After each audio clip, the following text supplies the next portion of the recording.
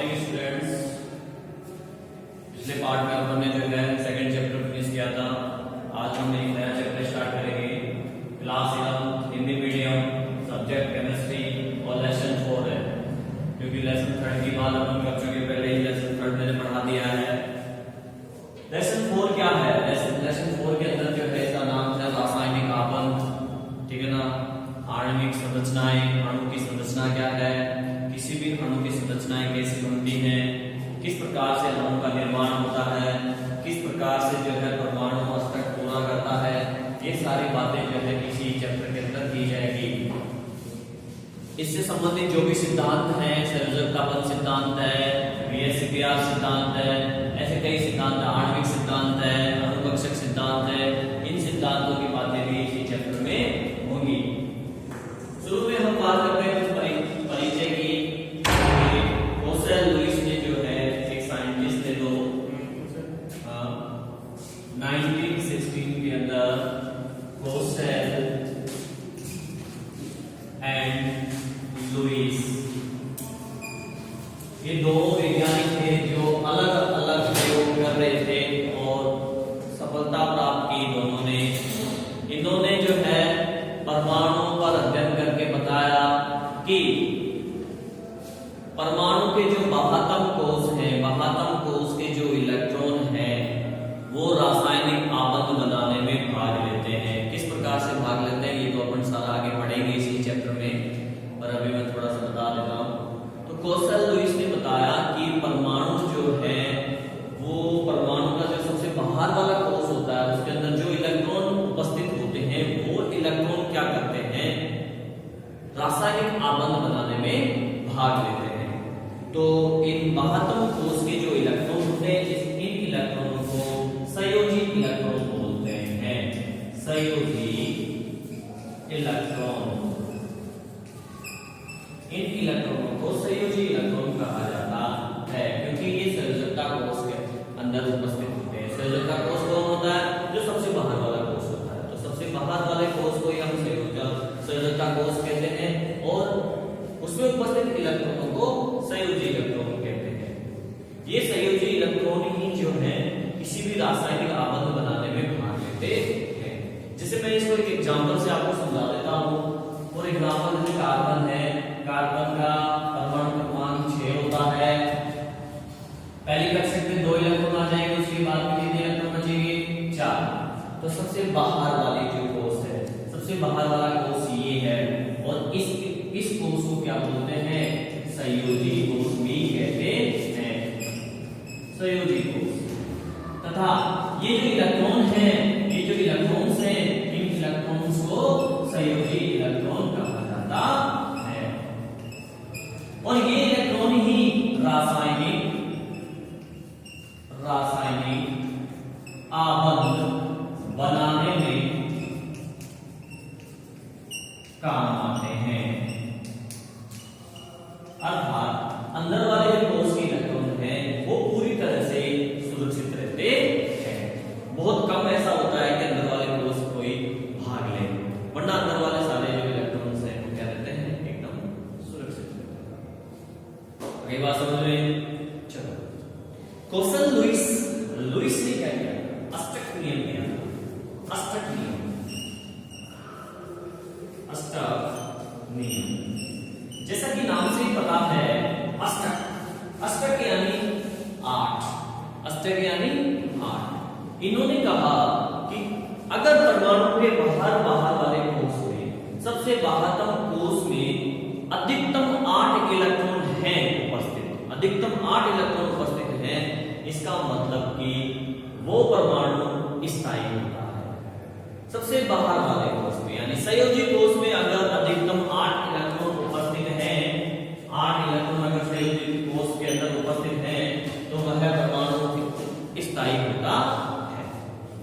लेकिन अगर बाहर वाले कोश में 8 इलेक्ट्रॉन उपस्थित नहीं है, तो वो क्या होता है?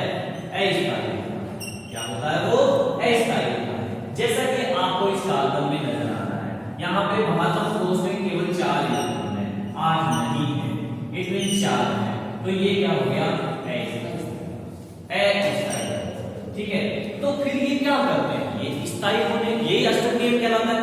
इस नियम को क्या कहते हैं? अष्टक नियम कहते हैं। बाह्यतम कोष में जो है 8 इलेक्ट्रॉन उपस्थित होते हैं तो परमाणु स्थायी होता है, और अगर नहीं है तो स्थायित्व प्राप्त करने के लिए, स्थायित्व होने के लिए इलेक्ट्रॉनों का साझा करता है, इलेक्ट्रॉनों का लेन देन करता है, ठीक है ना, और साझा और लेन देन करके अणुओं का निर्माण करता है या यौगिकों का निर्माण करता है, ठीक है, और स्थायी हो जाता है।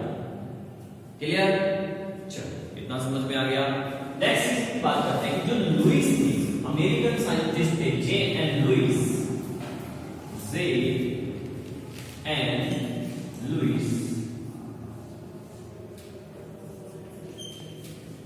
जेएन लुईस ने क्या किया था? इन्होंने बताया कि जो संयोजी कोष के इलेक्ट्रॉन हैं, संयोजी कोष के जो इलेक्ट्रॉन हैं, इन इलेक्ट्रॉनों को हम एक डॉट के द्वारा प्रदर्शित करेंगे।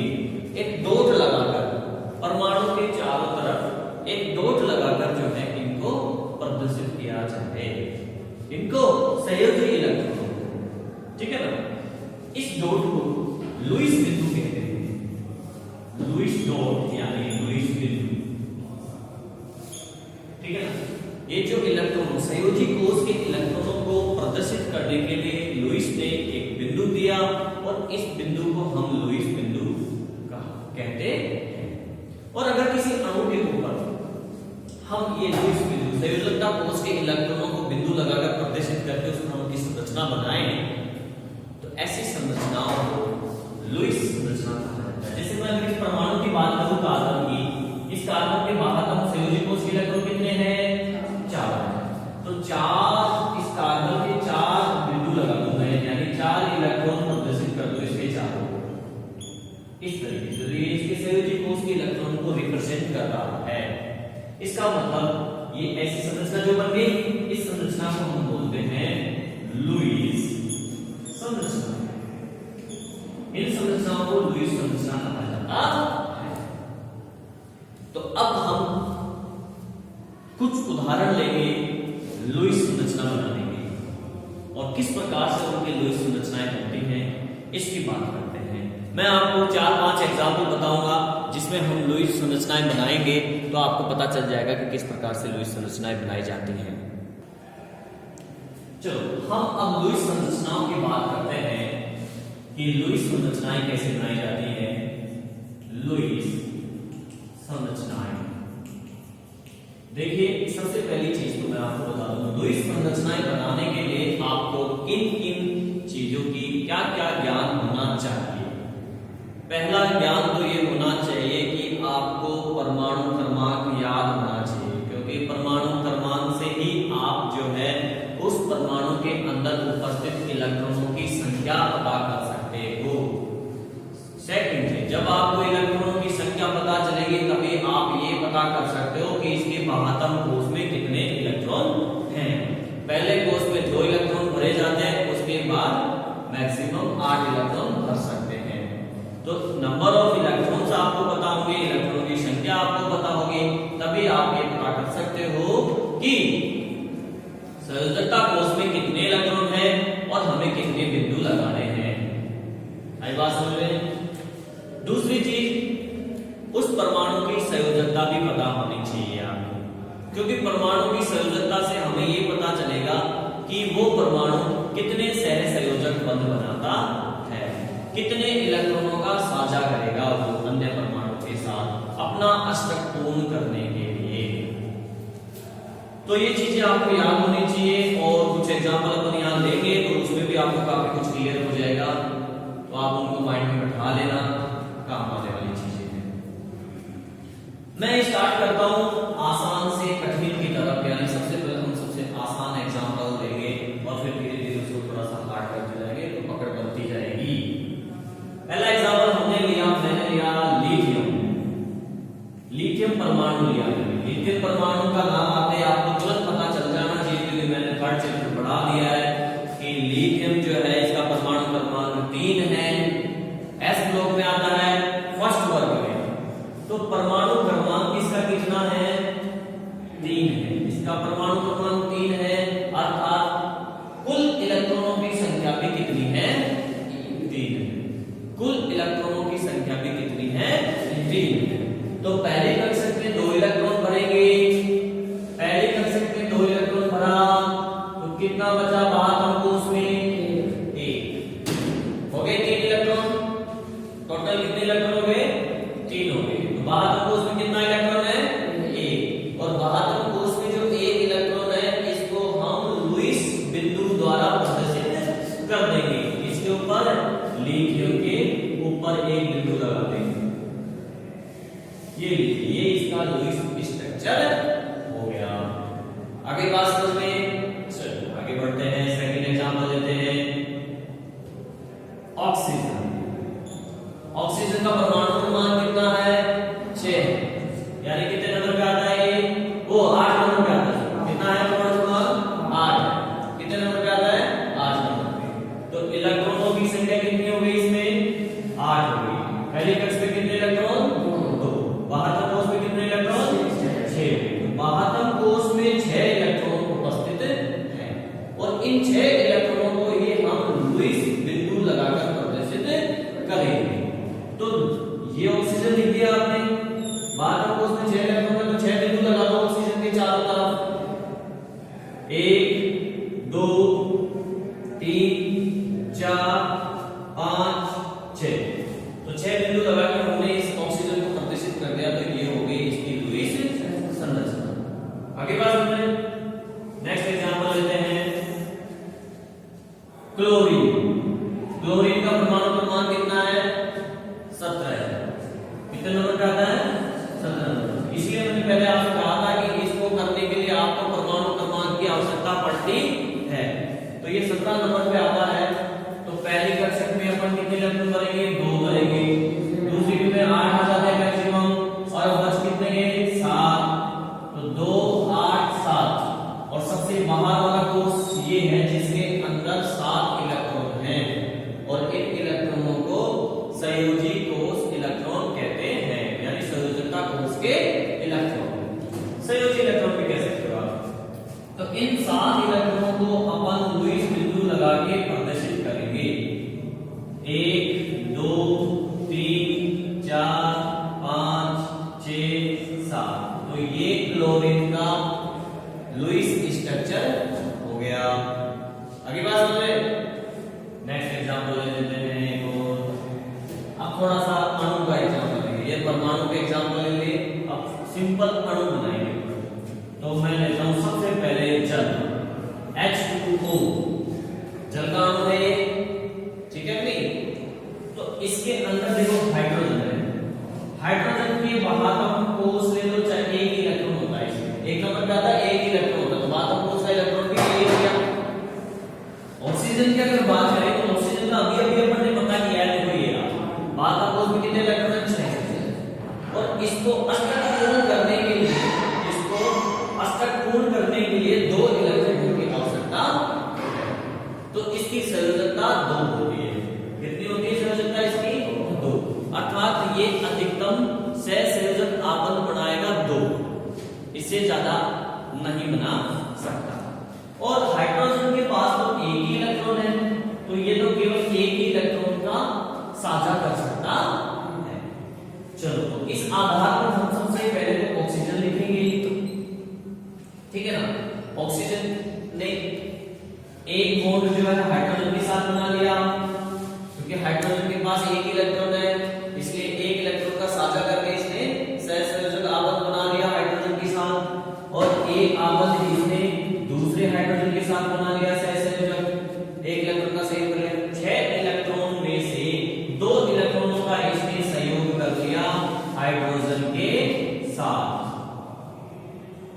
ये लीजिए। तो बताइए अब ऑक्सीजन के पास कितने इलेक्ट्रॉन बच गए 6 में से?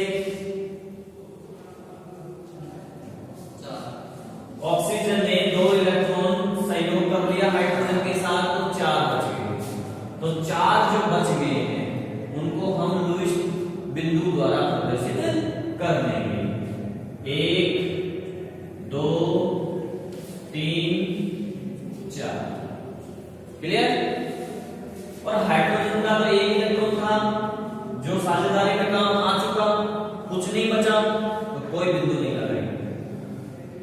ये हो गया जल का लुईस बिंदु संरचना।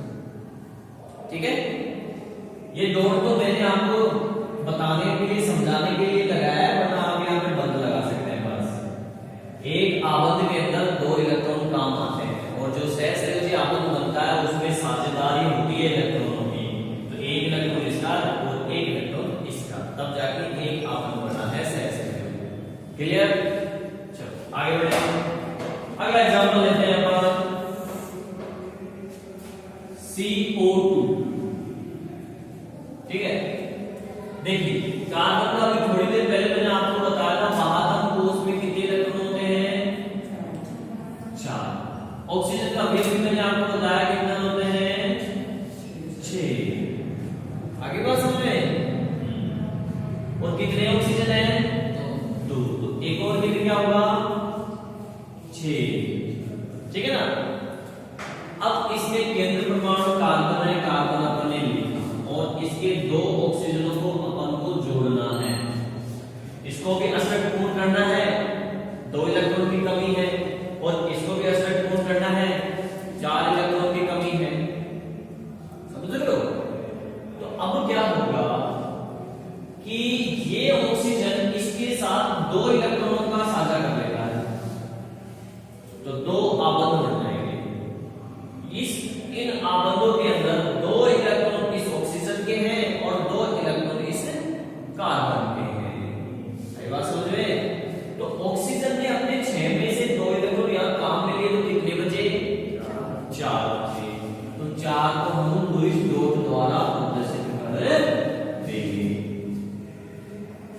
ठीक है, अब देखिए इस कार्बन के कितने इलेक्ट्रॉन थे? 4 में से कितने काम आ गए? 2। कितने बचे? 2। वो 2 इलेक्ट्रॉन ये इसके साथ साझा कर लेता है और आबंध का निर्माण करता है। जब इसने 2 इलेक्ट्रॉन इसके साथ साझा कर लिए तो कार्बन के पास क्या बचा? कुछ नहीं बचा। तो इस कार्बन के ऊपर कोई लुईस बिंदु नहीं आएगा, क्योंकि उसके चारों इलेक्ट्रॉन काम आ चुके हैं आबंध बनाने में। अब ये दोनों सेम ही तो है, ऑक्सीजन और ऑक्सीजन। जैसा कि इसके 6 इलेक्ट्रॉन 2 काम आ गए, तो कितने बचे? 4 बचे। तो हम इसमें 4 बिंदु यानी लुईस डॉट लगा देंगे। और 2 इलेक्ट्रॉनों का जो जोड़ा होता है, युग्म जो होता है, 2 इलेक्ट्रॉनों का युग्म, उसको बोलते हैं लोन पेयर, एकांकी इलेक्ट्रॉन युग्म हिंदी में, और इंग्लिश में बोलते हैं लोन पेयर। पेयर मतलब जोड़ा। ठीक है, तो ये CO2 का लुईस डॉट स्ट्रक्चर हो गया। आगे बात करें, आगे नेक्स्ट एग्जांपल हम ले रहे हैं H2SO4।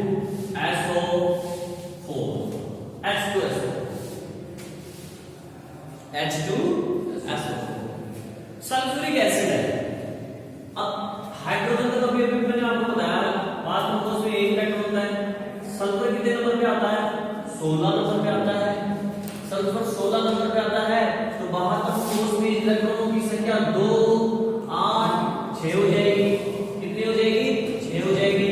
और ऑक्सीजन अभी अपने निकाला था 2, 6, 2, 6। ठीक है, तो अब देखिए इसकी हाइड्रोजन केवल एक बॉन्ड फॉर्म करेगा, हाइड्रोजन तो केवल एक ही आबंध बनाएगा। ठीक है, तो हाइड्रोजन का केवल एक आबंध बनेगा और ऑक्सीजन की संयोजकता 2 होती है, तो ये केवल 2 ही आबंध बना सकता है। जैसा कि यहां पे बना रहा है, इसमें बना रहा है 1, 2। और जो सल्फर है, सल्फर जो है परिवर्तनशील संयोजकता दर्शाता है। वैसे तो इसकी वैलेंसी जो है -2 होती है, 2 होती है, लेकिन इसके बाहतम कोष में 6 इलेक्ट्रॉन है और ये सहसंयोजक आबंध जो है 6 भी बना सकता है। 6 के 6 आबंध बना सकता है सहसंयोजी आबंध। इसलिए ये चीजें सब बातें ध्यान में रखते हुए हम इसकी संरचना बनाने की कोशिश करेंगे। तो सल्फर हमने लिखा सबसे पहले 4 ऑक्सीजन है, इसके चारों तरफ 4 ऑक्सीजन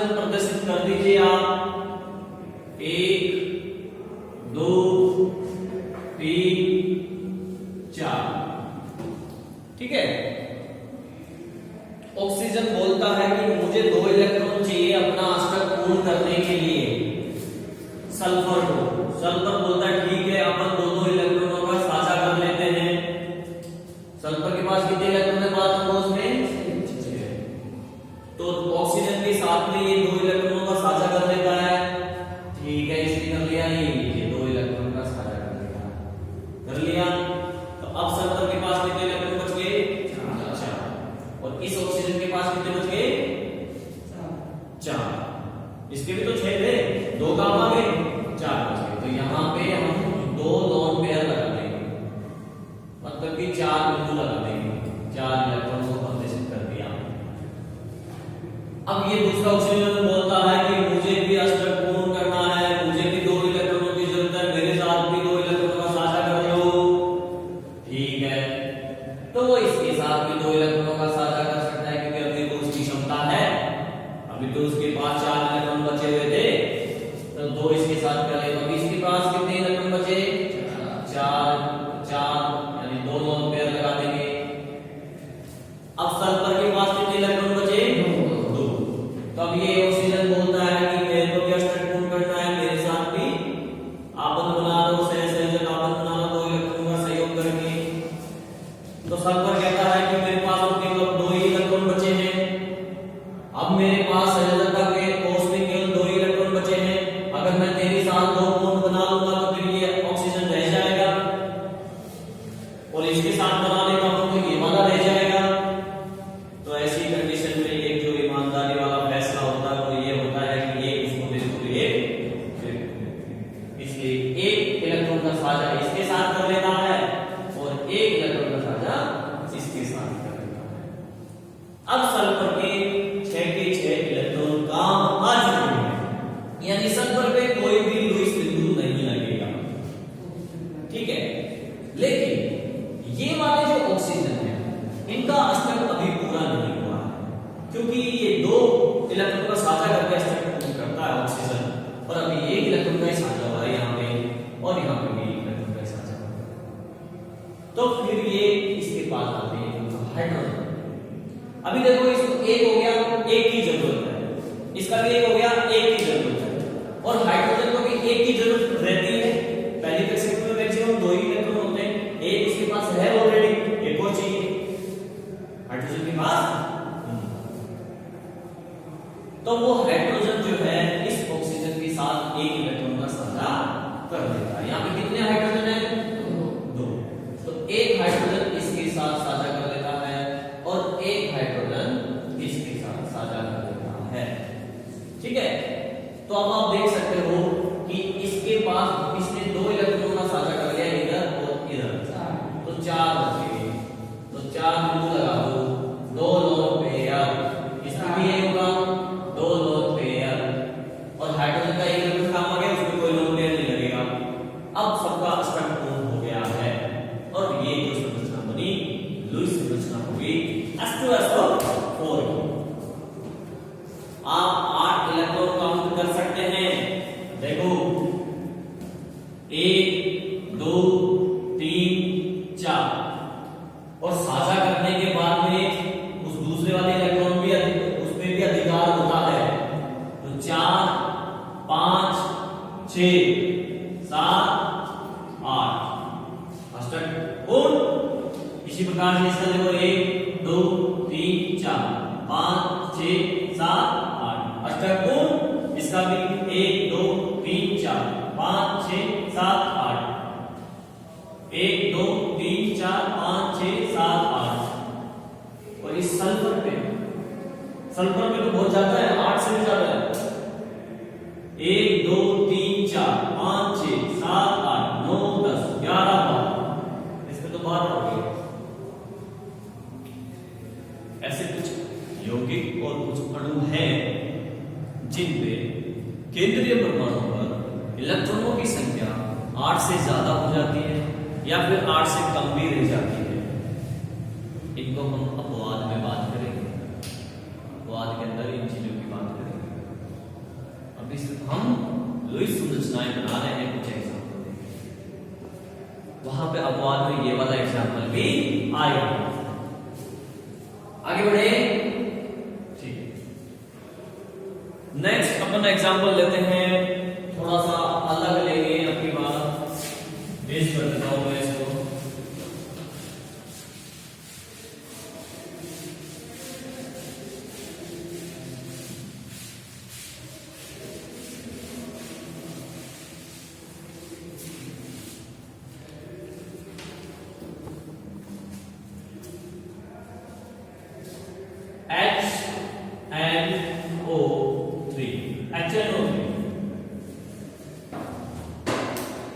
हमारा एग्जांपल है HNO3 नाइट्रिक एसिड, और जिसमें केंद्रीय परमाणु जो है नाइट्रोजन है। तो यहाँ पे हाइड्रोजन और ऑक्सीजन का तो हमें पता है, क्योंकि इतने सारे एग्जांपल ले लिए, हमें पता है कि इसका जो है ऑक्सीजन में वैलेंसी से इलेक्ट्रॉन कितने हैं, 6, संयोजकता कोष में 6 इलेक्ट्रॉन, और इसका हमें पता है 1 इलेक्ट्रॉन। नाइट्रोजन का निकाल लेते हैं, निकालो कितने नंबर पे आता है, 7 नंबर पे आता है। पहले कंसेप्ट में 2 इलेक्ट्रॉन और फिर 5 इलेक्ट्रॉन संयोजी इलेक्ट्रॉन है, 5 इलेक्ट्रॉन क्या है, संयोजी इलेक्ट्रॉन है। अष्टक पूर्ण करने के लिए इसको कितने इलेक्ट्रॉन की जरूरत है, 3। इसकी संयोजकता कितनी होती है, 3। अरे देख के भी कौन से मेरे मुझे 3 दिख रही है, अर्थात ये 3 सहसंयोजक बना सकता है। बस यही चीज ध्यान रखनी है। चलो, ये नाइट्रोजन हमने लिखा, 3 ऑक्सीजन है, तो 3 ऑक्सीजन दिखा दो ऐसे बढ़िया तरीके से। ये हाइड्रोजन को बाद में लाएंगे। जैसा कि मैंने कहा 3 संयोजकता होती है, 3 आपको बना सकता है, 2 इसके साथ बना लिए 5 इलेक्ट्रॉन में से, तो इसके बाद 4 इलेक्ट्रॉन बच गए, लॉन पे लगा दो 2। ठीक है, अब ये नाइट्रोजन केवल एक और आबंध बना सकता है, एक बॉन्ड और बना सकता है सहसंयोजक। ठीक है ना, इसकी तो बना चुका, एक और बना सकता है सहसंयोजक। और ऑक्सीजन 2 है, तो ये किसी भी एक ऑक्सीजन के साथ सहसंयोजक आबंध बना लेगा। मैंने इसके साथ बना लिया इसको। ठीक है, अब यहां पे कितने इलेक्ट्रॉन बचे इस नाइट्रोजन के पास, 2 बचे, 2 इलेक्ट्रॉन बचे। यहां लगा देते हैं, अभी थोड़ी देर के लिए यहां लगा देते हैं, इसको ध्यान रहे इसके पास अभी 2 इलेक्ट्रॉन शेष हैं। इसने 1 इलेक्ट्रॉन का साझा कर दिया, तो इसके पास कितने बचे, 5 बचे। और एक हाइड्रोजन है, तो वो हाइड्रोजन ले आते हैं यहाँ पे, क्योंकि इसको एक और इलेक्ट्रॉन की जरूरत है, तो इसने साझा कर लिया ये। अब इसका संपूर्ण हुआ कि हो गया 4 5 6 7 8 अष्टक पूर्ण और एक कंप्लीट। हाइड्रोजन भी कंप्लीट, ये ऑक्सीजन भी कंप्लीट, ये भी सब कंप्लीट है, लेकिन ये अभी बाकी है। नाइट्रोजन ने बोला भाई साहब मेरी 3 संयोजकता थी, मैंने 3 साझेदारी कर ली है, 3 बॉन्ड बना लिए हैं, अब मैं तुझे इलेक्ट्रॉन साझेदार वाला इलेक्ट्रॉन नहीं दे सकता। तो फिर ये क्या करता है कि हाँ मेरे पास एक लोन पेयर है, मेरे पास एक लोन पेयर है, ऐसा कर ये दोनों इलेक्ट्रॉन मैं तेरे को दे देता हूं। यहां पे ध्यान रखना, यहां पे साझेदारी नहीं हो रही है इसमें। क्यों? साझेदारी का तो क्या होता है, दोनों परमाणुओं का एक एक इलेक्ट्रॉन आता है, जबकि इसमें ये क्या कह रहा है कि बॉन्ड बनाने के लिए मैं अपने दोनों इलेक्ट्रॉन दूंगा। तो ये अपने दोनों इलेक्ट्रॉन इसको देता है और आबंध बनाएगा। भाई ऑक्सीजन है ना ये, और इसको अष्टक पूर्ण करने के लिए 2 इलेक्ट्रॉन की जरूरत है ना, तो इसने कहा कि ठीक है मेरे दोनों इलेक्ट्रॉन को लेकर तेरे अष्टक पूर्ण करने पड़ेगी। कुछ लोग हैं अच्छे होते हैं, मदद कर देते हैं, तो यहाँ पे इसने क्या किया, दोनों इलेक्ट्रॉन दे दिए इसको।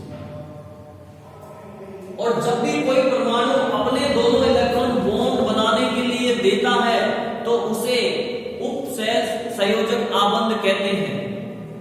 इस प्रकार के आबंध को क्या कहते हैं, उपसहसंयोजक आबंध। और इसे एरो द्वारा प्रदर्शित किया जाता है, तीर के निशान द्वारा, ऐसे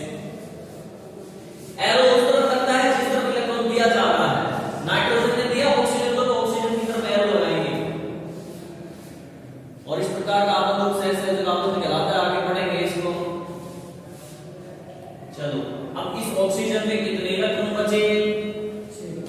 वेरी गुड, कितने बचे? क्योंकि इसने तो कोई इलेक्ट्रॉन काम में नहीं लिया अपना। ये जो अपन बना है नाइट्रोजन की वजह से बना है। इसने तो अपने 6 के 6 इलेक्ट्रॉन बचा के रखे। चालू आदमी 3 लोन पे लगा देंगे, 6 इलेक्ट्रॉन बच गए ना। तो फाइनली ये जो है नाइट्रिक अम्ल का लुईस डॉट स्ट्रक्चर हो गया। आगे बात समझ में क्लियर? अब एक और एग्जांपल लेते हैं बढ़िया वाला, थोड़ा सा सोचने वाला। SO4-2 सल्फेट आयन है, SO4-2।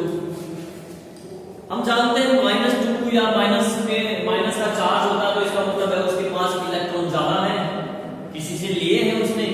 इसमें -2 का मतलब है इसने 2 इलेक्ट्रॉन किसी से ले रखे हैं, तभी तो -2 आया। और जब कोई देता है तो उस पे प्लस आता है, क्योंकि उसके पास इलेक्ट्रॉन की कमी हो जाती है तो उस पे प्लस आता है। और जब कोई लेता है तो उस पे माइनस आता है। तो यहाँ -2 लिखा हुआ है ऑलरेडी। -2 यानी सल्फेट के पास जो है SO4 के पास जो है 2 इलेक्ट्रॉन ज्यादा है। अपने तो है ही, उनके पास तो है, लेकिन 2 और ज्यादा है। बस यही खेल होने वाला है यहाँ पे। तो सबसे पहले तो आप सल्फर लिखें, कोई दिक्कत नहीं है। सल्फर के चारों तरफ 4 ऑक्सीजन लिख दीजिए बड़े बड़े अक्षरों में। जैसा कि थोड़ी देर पहले आपने सल्फ्यूरिक एसिड में पढ़ा था कि सल्फर जो है अधिकतम 6 आवन बना सकता है। 2 आवन इसके साथ बना लेगा, 2 इलेक्ट्रॉन इसके साथ शेयर कर लेगा, एक इसके पास कर लेगा, एक इसके पास कर लेगा। सल्फर के 6 इलेक्ट्रॉन काम आ चुके हैं। इसका असर पूर्ण हो गया, 2 इलेक्ट्रॉन 4 इलेक्ट्रॉन बच जाएंगे। इसका भी असर पूर्ण हो गया, 4 इलेक्ट्रॉन बच जाएंगे। अब आपको समझाने की जरूरत नहीं है, क्योंकि अब आपको समझ में आ गया ऑक्सीजन पे 2 बॉन्ड बनाने के बाद में 4 इलेक्ट्रॉन बच जाते हैं। और यहाँ पे 1 इलेक्ट्रॉन का साझा हुआ है, यहाँ पे 1 इलेक्ट्रॉन का साझा हुआ है, तो यहाँ पे कितने इलेक्ट्रॉन बच गए? 5। कितने इलेक्ट्रॉन बच गए? 5। तो 5 इलेक्ट्रॉन आप यहाँ दिखा दीजिए, ये लीजिए, यहाँ पे भी आप दिखा दीजिए 5, ये लीजिए। क्लियर? लेकिन अभी इनका स्ट्रक्चर पूरा नहीं हुआ है। देखो 2 2 4 5 6 7 ही हुए। इसमें भी देखो 1 2 3 4 5 6 7 ही हुए। एक इलेक्ट्रॉन को अभी भी इनको नीड है, एक इलेक्ट्रॉन की अभी भी इनको जरूरत है। और आप यहाँ देखो -2 का मतलब इनके पास 2 इलेक्ट्रॉन एक्स्ट्रा है। तो ये 2 इलेक्ट्रॉन है, एक ये ले लेगा और एक ये ले लेगा। तो इस पे माइनस, क्योंकि 1 इलेक्ट्रॉन ज्यादा है, -1 इलेक्ट्रॉन ज्यादा है। ये हो SO4-2 की संरचना होगी। ठीक है, समझ में आ गया सबको? चलो अब अपन बात करेंगे अपवाद की। अपवाद, कुछ अपवाद है। जेएन लुईस कहता है कि स्थायी होने के लिए अधिकतम 8 इलेक्ट्रॉन चाहिए, और ये इलेक्ट्रॉनों का साझा करते हैं अधिकतम 8 इलेक्ट्रॉन बनाने के लिए। लेकिन कुछ अणु ऐसे हैं जिनमें 8 से ज्यादा इलेक्ट्रॉन भी हो जाते हैं, जिनमें 8 से कम इलेक्ट्रॉन भी रह जाते हैं। तो उनकी बात कर लेते हैं अपन। तो पहला अपवाद तो सल्फ्यूरिक एसिड का जो था, थोड़ी देर पहले मैंने आपको बताया था, तो सल्फ्यूरिक एसिड में मैंने आपको बताया था ये संरचना बनाई थी ना हमने, याद करो। सबको याद आ रहा होगा, जैसे जैसे डायग्राम बनता है। जिसको याद नहीं आ रहा वो भूल जाए। यही थी ना। अब आप इसमें सल्फर के इलेक्ट्रॉन काउंट करो, 1 2 3 4 5 6 7 8 9 10 11 12। 8 से ज्यादा हो गए। केंद्रीय परमाणु पे 8 से ज्यादा इलेक्ट्रॉन हो रहे हैं, वो आ रहा है। एक और एग्जांपल मैं आपको बता दूं, PCl5। फास्फोरस कितने नंबर पे आता है? 15 2 8 5। आतंकों में कितने इलेक्ट्रॉन है? 5। आपन बना सकता है एक क्लोरीन के साथ। P, एक क्लोरीन P, दूसरा, तीसरा, चौथा और पांचवा। पांचों के पांचों काम आ गए इलेक्ट्रॉन, कोई लोन पेयर नहीं आएगा, कोई इलेक्ट्रॉन नहीं आएगा, कोई बिंदु नहीं लगेगी फास्फोरस में। क्लोरीन कितने नंबर पे आता है? 19 तो नजर नहीं आ रहा मेरे को ये। मैंने कितना लिखा है? 17 है ना? 19। तो 17 का मतलब हो गया 2, 8, 7। बात हमको उसमें कितने इलेक्ट्रॉन है? 7। 7 में से एक आप बनने वाले में काम आ गया, कितने बचे? 6 का मतलब 3 लोन पेयर लगा लो। ये भी क्लोरीन है, सेम 3 लोन पेयर आ जाएंगे। ये भी क्लोरीन है और ये भी क्लोरीन है, ये भी क्लोरीन है, 3 लोन पेयर आ गए सबके। अब इसमें फास्फोरस के केंद्रीय परमाणु पे अष्टक देखो, 8 से ज्यादा हो रहा है आप इलेक्ट्रॉन।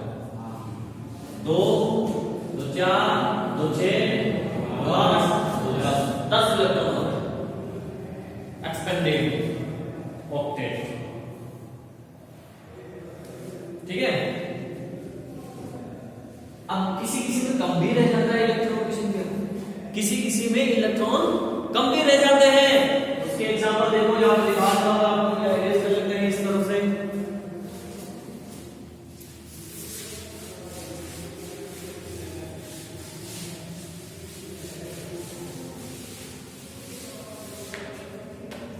देखिए BeH2 बेरिलियम कितने नंबर पे आता है? बाद में कौन कितने इलेक्ट्रॉन? 2। हाइड्रोजन का आपको बताइए 1। तो ये Be लिखा, एक हाइड्रोजन के साथ ये बॉन्ड बन गया, एक हाइड्रोजन के साथ ये बॉन्ड बन गया। कितने इलेक्ट्रॉन थे इसके पास? 2। एक यहां काम आ गया, एक यहां काम आ गया, बचे कितने? 0। कितने इलेक्ट्रॉन टोटल? 1, 2, 3, 4। 4 ही थे। अष्टकपूर्ण नहीं हुआ ना, इस अणु का अष्टकपूर्ण नहीं हुआ ना, ये अपवाद हो गया। एक और एग्जांपल ले लो, LiCl। Li नंबर आता है तो एक बात को उसमें Cl का होता है 7 इलेक्ट्रॉन, एक बॉन्ड बना देगा ये Cl। एक इलेक्ट्रॉन में लिथियम के पास एक बॉन्ड बना लिया। इसके तो 3 ऐसे कैसे रह गए बॉन्ड पेयर, 7 में से एक बॉन्ड बन गया, 6 रह गए। लेकिन इसके पास तो एक था, एक साथ कर लिया, कोई बॉन्ड पेयर बचाई, कोई सहयोजी इलेक्ट्रॉन बचाई नहीं। अब क्या इसका अष्टकपूर्ण हुआ? क्या नहीं हुआ ना, 1, 2 ही हुए। है बात समझे? इसी प्रकार से और एग्जांपल ले सकते हो, NO नाइट्रोजन ऑक्सीजन के साथ डबल बॉन्ड बना लेगा। इस ऑक्सीजन के पास तो 2 इलेक्ट्रॉन यहां पे आ गए, कितने बचे? 4, 6 होते हैं ना। नाइट्रोजन के पास 5 होते हैं, 2 काम आ गए, कितने बचे? 1, 2, 3। अब देखो 1, 2, 3, 4, 5, 6, 7, 8 से कम रह गए।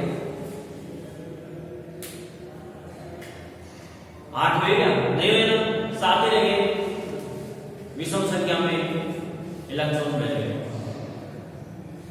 तो ये लुईस संरचनाएं थी और ये अपवाद थे लुईस संरचना, जिनमें किसी में इलेक्ट्रॉन केंद्र परमाणु पे 8 से ज्यादा होता है, किसी में 8 से कम होता है। ठीक है।